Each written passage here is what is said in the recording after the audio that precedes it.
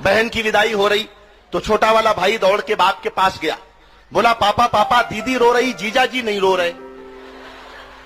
तो बाप ने समझाया, बेटा दीदी तो केवल गेट तक रोएगी, जीजा जी को तो जिंदगी भर रोना ही है। शादी के बाद प्यार रहता है या नहीं रहता कोई गारंटी नहीं है। हमारे एक मित्र चमन लाल, उनकी पत्नी को रहता है बस इसी बात का मलाल कि जब भी वो किसी कार्यक्रम या समारोह में जाते हैं तो पत्नी को साथ नहीं लेकर जाते हैं। अच्छा, इसकी पूछी वजह तो बोले दिमाग मत चाटो सुबह सुबह, अरे आप ही हमारी पत्नी को समझाइए, दिल्ली में कानून बना है 15 साल पुराने वाहन सड़कों पर मत लाइए। जाती है प्यार के बाद। तो एक आदमी ने भगवान से कहा, भगवान आप एक आशीर्वाद दे दो, मेरी मेमोरी डिलीट कर दो। तो भगवान ने उस आदमी की सारी मेमोरी डिलीट कर दी। फिर इससे पूछा भगवान ने, बेटा अब भी कुछ याद है क्या? वो बोला साहब केवल बीवी का नाम याद है।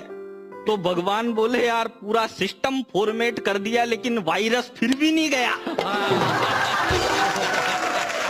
मैंने शोध किया और शोध करके एक ऐसा विभाग ढूंढ के निकाला जिसमें दावे के साथ कह सकता हूँ, आपने कभी किसी महिला को काम करते नहीं देखा होगा।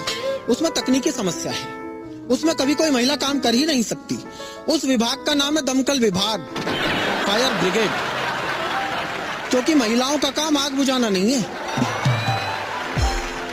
ये सिर्फ वे लोग तालियां बजा रहे हैं जिनके घर में लगी हुई है।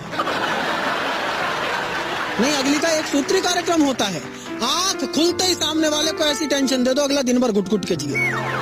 तकिए पर ही बता देंगी, आज पप्पू की फीस जमा करानी है, आज फोन का बिल जमा कराना है, आज राशन खरीद के लाना है, आज ये करना है, आज वो करना है। तो एक दिन मैंने कहा, मतलब मैं तेरी रोज रोज की फरमाइशों से दुखी आ गया हूँ, मैं आत्महत्या करने जा रहा हूँ। अगली तब भी नहीं चूकी, बोली एक सफेद साड़ी तो दिला जाओ, 13वीं पे क्या पहनूंगी। दो आदमियों में झगड़ा हो गया तो एक ने कहा ऐसा मुक्का मारूंगा मैं तेरे 32 दांत निकाल लूंगा, दूसरा बोला मैं ऐसा मारूंगा 64 निकाल लूंगा। एक ऐसा बैठा था तीसरा, बोले यार गिनती सही कर, दांत 32 होते तू 64 निकाल कहाँ से लेगा? वो बोला मुझे पता थी तू बीच में बोलेगा। भीख में दिया हुआ 1 रुपए का सिक्का भिखारी ने मुझे वापस लौटा दिया। 1 रुपए का सिक्का जब भिखारी ने मुझे वापस लौटा दिया तो मैंने कहा जनाब मेरा एक उसूल है, मैं किसी भी भिखारी को 1 रुपए से ज्यादा भीख में नहीं देता। भिखारी बोला हुजूर मेरा भी एक उसूल है, मैं किसी भिखारी से भीख नहीं लेता। एक दिन मुझे कह रही थी कि तुम कल रात को मुझको सपनों में गालियां दे रहे थे। अच्छा, मैंने कहा नहीं ये तुम्हारी गलत फहमी है। बोले कैसे गलत फहमी? और भी लोगों ने सुना। मैंने कहा मैं जानता हूँ, मैं कह रहा हूँ कि गलत फहमी है क्योंकि मैं उस समय सो नहीं रहा था। वो एक आदमी तो एक नाई की दुकान पे गया, नाई की दुकान पे जाके बोला कितनी देर लगेगी? नाई बोला जी अभी तो 3 घंटे और लगेंगे। दूसरे दिन वो फिर दुकान पे गया, फिर बोला कितनी देर लगेगी? नाई बोला जी 2 घंटे लगेंगे।